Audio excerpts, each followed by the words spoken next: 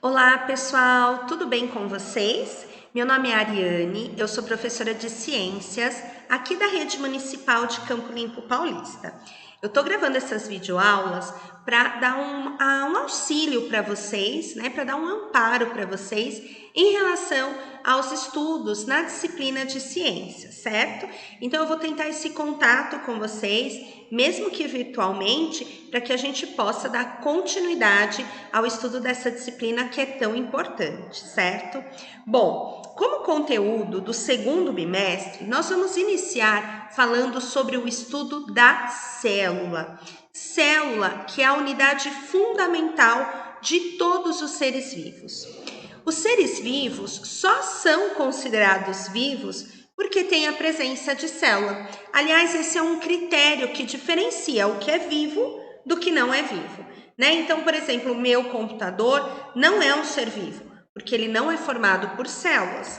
Nós somos seres vivos, porque somos formados por células. Então, a célula é a unidade fundamental de todos os seres vivos. Existe na biologia, na ciência, uma teoria que é chamada de teoria celular. E essa teoria, que foi elaborada por Schleider e Schwann, nomes estranhos, né? O Schleider e o Schwann, um era zoólogo e o outro era botânico. E eles estavam fazendo estudos, né, aí sobre animais e sobre plantas. E os dois viram que tanto animais como plantas eram formados por células. Então eles pensaram, poxa, essa estrutura pequena aí, ela é constituinte tanto das plantas quanto dos animais. Vamos ver se ela está presente em outros organismos também. E eles verificaram que todos os organismos, todos os seres vivos são formados por células, até mesmo uma bactéria, um fungo, um protozoário, certo? Então, para ser considerado vivo, um ser vivo, precisa ser formado por célula. E aí a gente precisa entender nessa aula como que é a estrutura de uma célula. Mas para que a gente possa entender a estrutura de uma célula, é importante ressaltar que a célula, a descoberta da célula, ela só foi possível graças aos avanços da microscopia, né? Porque a célula é uma estrutura muito pequena. Então, não dá para a gente enxergar a olho nu. Então, foi necessário o desenvolvimento de um equipamento, de um instrumento que pudesse ampliar a imagem e assim possibilitasse a visualização da célula. O primeiro pesquisador que teve sucesso na observação dessas estruturas foi o Robert Hooke.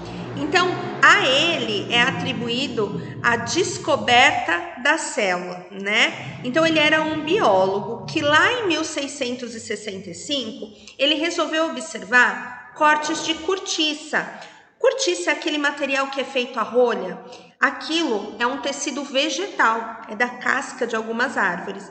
Então, quando ele olhou a cortiça ao microscópio, ele viu isso, ó, vários buraquinhos, vários espacinhos, que ele falava, parecem células, né? E daí veio o nome células. Então, tá aqui o Robert Hooke, essa importante figura que deu início ao estudo do desenvolvimento das células através da observação das células na microscopia, né? Através de um instrumento que permitiu a ampliação para a observação dessas estruturas tão pequenininhas, mas que formam todos os seres vivos. E aqui, ó, a gente tem o Schleider e o Schwann, lembram? Então, o Schleider e o Schwann, eles são os responsáveis pela elaboração da teoria celular, aquela teoria que diz que todos os seres vivos são formados por células. Vamos entender um pouquinho de como que é a estrutura de uma célula, né? Do que a célula é feita? Bom, existem alguns tipos de células, né? A célula eucarionte, que a gente chama, a célula mais completa, ela tem três estruturas básicas, que é a membrana plasmática, que é esse envoltório aqui, ó, externo, certo? Ela tem o citoplasma, que é toda essa região interna, ele é preenchido por água, por minerais, por proteínas e por pequenas outras estruturas chamadas de organelas citoplasmáticas. Mais para frente, a gente vai estudar a função de cada uma dessas organelas. E tem também o núcleo. O núcleo é essa região aqui, ó, mais roxinha. O núcleo, ele guarda o nosso material genético, o nosso DNA. Então, membrana, citoplasma e núcleo são as 3 estruturas básicas de uma célula. Eu tô na escola, vocês ouviram o sinal, né? Eu vou repetir. Então, ó, membrana, citoplasma e núcleo são as 3 estruturas básicas de uma célula. Aqui, ó, tem imagens de célula também, representação de células. Então, o envoltório externo é a membrana, o citoplasma, toda essa região roxinha aqui, todo esse preenchimento interno, e o núcleo aqui de azulzinho, né? É a parte onde fica o material genético. Olha outra representação de célula, né? Outra ilustração. A membrana plasmática, esse envoltório. O citoplasma que está cheio de coisa aqui dentro, tem mesmo muitas estruturas, que a gente chama de organelas citoplasmáticas. Essas estruturas, elas auxiliam no funcionamento da célula. Mais para frente, nós vamos estudar a função de cada uma delas. E o núcleo, que guarda o material genético. Então, a membrana plasmática, pessoal, ela é importante porque ela é o envoltório externo. Então, eu diria que como função, a membrana plasmática, ela desenvolve a proteção e ela tem uma outra função muito importante que nós chamamos de permeabilidade seletiva. O que isso significa? É a membrana plasmática que seleciona as substâncias que entram ou saem da célula, certo? Depois nós temos o citoplasma, essa região aqui, onde todas as reações químicas da célula acontecem. A região onde ficam as organelas, essas estruturas menores que auxiliam no funcionamento da célula. E o núcleo, onde fica guardado o material genético, o DNA, certo? Membrana, citoplasma e núcleo. E vocês devem ter visto que eu estou me referindo a essa célula como uma célula eucarionte. Esse nome estranho, né, vem do grego eucarionte, significa célula que tem carioteca. Que nome estranho é esse? Carioteca é essa membrana que envolve o núcleo. Nem toda célula tem esse núcleo organizado. Então, a célula que tem esse núcleo bonitinho, aqui ó, organizado, envolto por uma membrana, a gente diz que é a célula eucarionte. Nossas células, por exemplo, são eucariontes. Das plantas são eucariontes, dos fungos, dos diversos animais, são células eucariontes. Mas tem um outro tipo de célula que é chamada de célula procarionte. O que é essa célula procarionte? É uma célula que não tem núcleo. Então, olha a característica. Nesse slide, a gente pode ver as diferenças entre uma célula eucarionte e uma célula procarionte.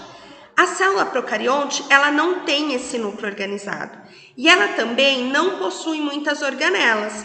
É o caso das bactérias. Então, na natureza, somente as bactérias é que vão ter esse tipo de célula, que nós chamamos de procarionte. É uma célula que não tem núcleo organizado. Olha essa imagem. Então, ó, aqui está o núcleo da célula eucarionte. As organelas e o núcleo e o material genético fica guardadinho aqui dentro. Isso aqui é uma célula procarionte, ela não tem núcleo. Então, o material genético, ele fica espalhado no citoplasma aqui, ó, certo? Então, nós temos aqui uma célula procarionte. As células procariontes só acontecem em bactérias. Já a célula eucarionte aparece em todos os outros organismos, nas plantas, nos diversos animais, protozoários e fungos. Então, olha só, se for uma célula eucarionte, ela vai ter a membrana, o citoplasma e o núcleo. Se for uma célula procarionte, ela só vai ter a membrana e o citoplasma e não vai apresentar núcleo, tá? Então, reforçando, a membrana plasmática é esse envoltório externo que é responsável pela permeabilidade seletiva. O citoplasma é essa região interna formada por água, proteínas, minerais e é onde se localizam as organelas citoplasmáticas. E o núcleo está presente apenas nas células eucariontes e ele abriga o material genético. Galerinha, para saber se vocês entenderam mesmo, eu tô mandando também um conjunto de questões para vocês aplicarem esses conhecimentos, tá bom? Então, todos esses slides eu vou mandar para vocês também e junto eu vou mandar algumas questões. E aí vocês devem responder essas questões com base na nossa aula de hoje, tá? Depois eu vou buscar essas atividades realizadas por vocês aí na escola, vou corrigir e vou dar a devolutiva, tá? Então, apesar de eu não estar presente fisicamente, eu vou fazer esse contato com vocês dessa forma. Vou analisar as atividades de vocês, vou dar a devolutiva, ok? Bons estudos, um beijo, uma boa semana. Tchau, tchau, galerinha!